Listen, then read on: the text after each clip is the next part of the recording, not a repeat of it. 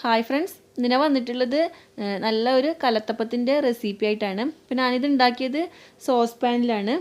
അപ്പോൾ നല്ല സോഫ്റ്റും ഉണ്ടായിരുന്നു, അതുപോലെ തന്നെ നല്ല ടേസ്റ്റി ആയിരുന്നു.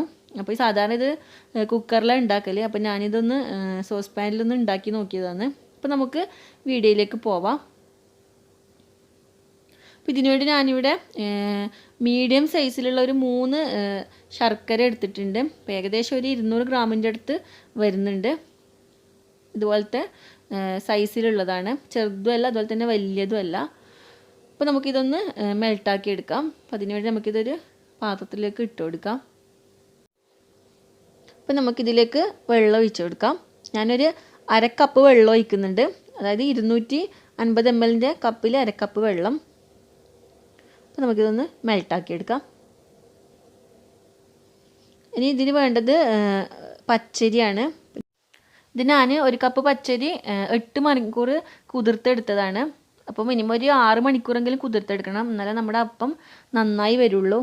അപ്പോൾ നമുക്കിതൊരു മിക്സിയുടെ ജാറിലേക്ക് ഇട്ട് കൊടുക്കാം.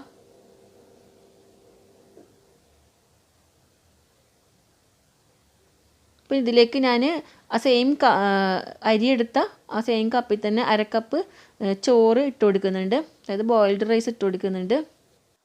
സ്പൂണിൻ്റെ അളവ് പറയുകയാണെങ്കിൽ ഒരു 3 ടേബിൾ സ്പൂണിൻ്റെ അടുത്ത് ഞാൻ ചോറ് എടുത്തിട്ടുണ്ട്. ഇതിലേക്ക് ഞാൻ 2 ടേബിൾ സ്പൂൺ ചിരകിയ തേങ്ങ കൂടി ഇട്ട് കൊടുക്കുന്നുണ്ട്. ഇനി ഇതിലേക്ക് ഒരു 1/2 ടീസ്പൂൺ ചെറിയ ജീരകം ഇട്ട് കൊടുക്കാം. എൻ്റെ അടുത്ത് പൊടി ഇല്ലാത്തതുകൊണ്ടാണ്. പൊടി ഉണ്ടെങ്കിൽ അരി അരച്ചതിന് ശേഷം ഇട്ട് കൊടുത്താൽ മതി. അതുപോലെ ഏലക്കായുടെ പൊടി ഇല്ലെങ്കിൽ ഇതിൻ്റെ കൂടെ തന്നെ ഒരു 2 ഏലക്കായും കൂടി ചേർത്ത് കൊടുക്കണം. ഇതിലേക്ക് നമുക്ക് വെള്ളം ഒഴിച്ച് കൊടുക്കാം. ഞാനിവിടെ ഏകദേശം 1 കപ്പിൻ്റെ അടുത്ത് വെള്ളം ഒഴിച്ച് കൊടുത്തിട്ടുണ്ട്. അപ്പോൾ ഇതൊന്ന് നല്ല കട്ടിയായിട്ട് അരച്ചെടുക്കണം.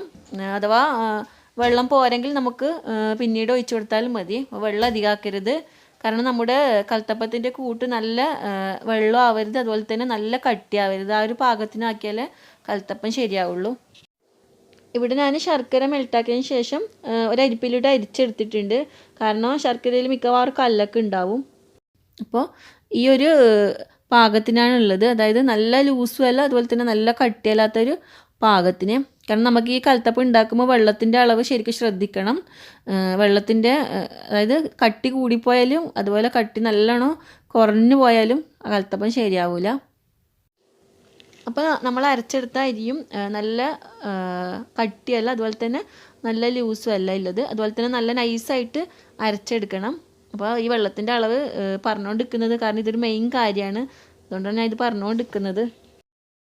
അപ്പോൾ നമുക്കിതിന് ഇത് രണ്ടും കൂടി ഒന്ന് മിക്സ് ആക്കി എടുക്കാം. ഞാൻ ഇതിലേക്ക് ഒഴിച്ചു കൊടുക്കുകയാണ്. ഇനി നമുക്ക് ഇതൊന്ന് മിക്സ് ആക്കിയതിന് ശേഷം ബാക്കിയുള്ള ചേരുവ കൂടി ചേർത്ത് കൊടുക്കാം.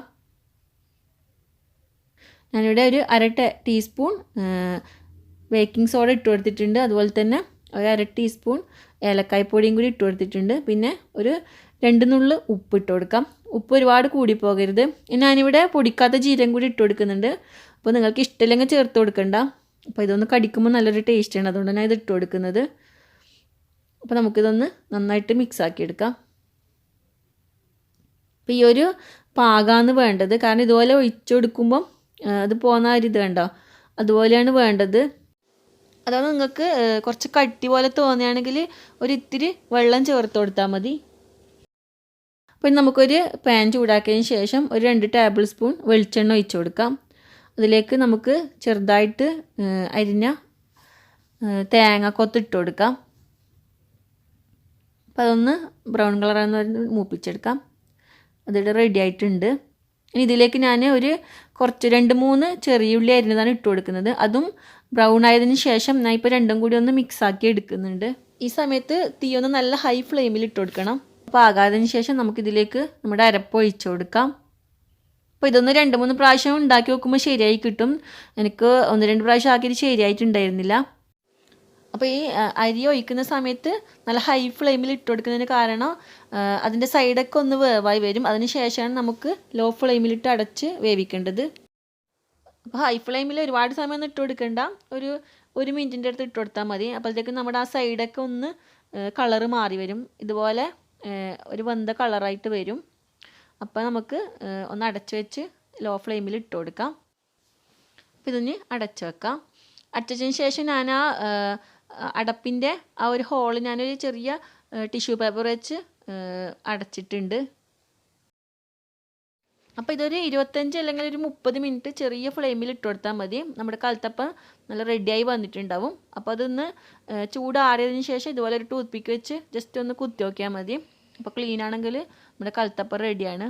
അത് ചൂടോടെയാണെങ്കിൽ ചിലപ്പോൾ മേലൊക്കെ ഒരു പറ്റുന്ന പോലെ ഉണ്ടാവും. അതുകൊണ്ട് അത് തണുത്തതിന് ശേഷം ചെക്ക് ചെയ്താൽ മതി. അപ്പോൾ നമുക്കിതൊരു പാത്രത്തിലേക്ക് മാറ്റാം. നന്നായി തണുത്തതിന് ഇതുപോലെ നമുക്ക് ഈസി ആയിട്ട് നമ്മുടെ പാനിൽ നിന്ന് എടുക്കാൻ പറ്റും. അപ്പോൾ ആ ഒരു സമയം മാത്രം ശ്രദ്ധിച്ചാൽ മതി. 25 അല്ലെങ്കിൽ 30 മിനിറ്റ്.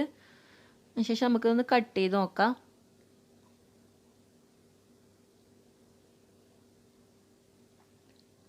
അപ്പോൾ നമ്മുടെ കലത്തപ്പം നല്ല ആരൊക്കെ വന്ന് നല്ല അടിപൊളി കലത്തപ്പമായിട്ടുണ്ട്. നല്ല സോഫ്റ്റ് ആയിരുന്നു. ഇത് കാണുമ്പോൾ തന്നെ നിങ്ങൾക്ക് മനസ്സിലാവും നല്ല സോഫ്റ്റ് ആണെന്ന്. അതുപോലെ നല്ല ആരൊക്കെ വന്നിട്ടുണ്ട്.